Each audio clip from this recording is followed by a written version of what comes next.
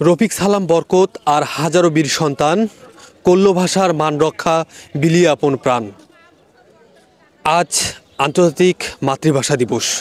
1952 সালের এই দিনে হাজারো দামাল ছেলের রক্তের বিনিময়ে, হাজারো প্রাণের বিনিময়ে আমরা পেয়েছি মাতৃভাষা বাংলা। আর তাদের প্রতি শ্রদ্ধা জানাতে পুরো দেশে শহীদ মিনারগুলোতে সকল শ্রেণীর মানুষ, সকল পেশার মানুষ শ্রদ্ধা নিবেদন করছেন। লালমনিরহাটের কেন্দ্রীয় শহীদ মিনারে নানা আয়োজনের মধ্য দিয়ে এবং কঠোর নিরাপত্তার ব্যবস্থা দিয়ে পুরো জেলায় ভাষা শহীদদের প্রতি শ্রদ্ধা জানাচ্ছে নানা শ্রেণীর পেশার মানুষ।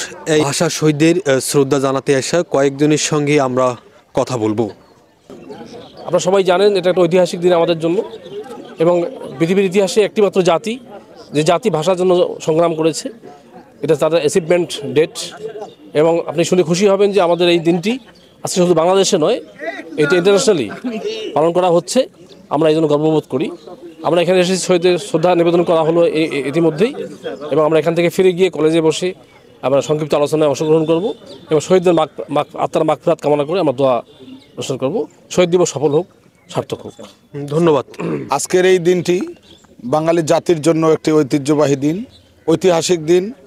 যে জাতি তার মায়ের ভাষার জন্য যুদ্ধ করেছে, সেই বাঙালি জাতি। আমি বাংলাদেশে জন্মগ্রহণ করে বাঙালি হয়ে বাংলাভাষী মানুষ হিসেবে নিজেকে গর্বিত বোধ করি। আজকের এই দিন যথাযোগ্য মর্যাদায় শুধু বাংলাদেশ নয়, বিশ্বের ইউনেস্কো কর্তৃক স্বীকৃতি পাওয়ার পর বিশ্বের 188টা দেশে আজকের এই দিনটি পালিত হচ্ছে। এজন্য মহান রব্বুল আলমিনের কাছে আমি কৃতজ্ঞতা প্রকাশ করছি, এবং সেই সঙ্গে এই ভাষায় যারা শহীদ হয়েছে তাদের আত্মার মাগফিরাত কামনা করছি। ধন্যবাদ আপনাকে।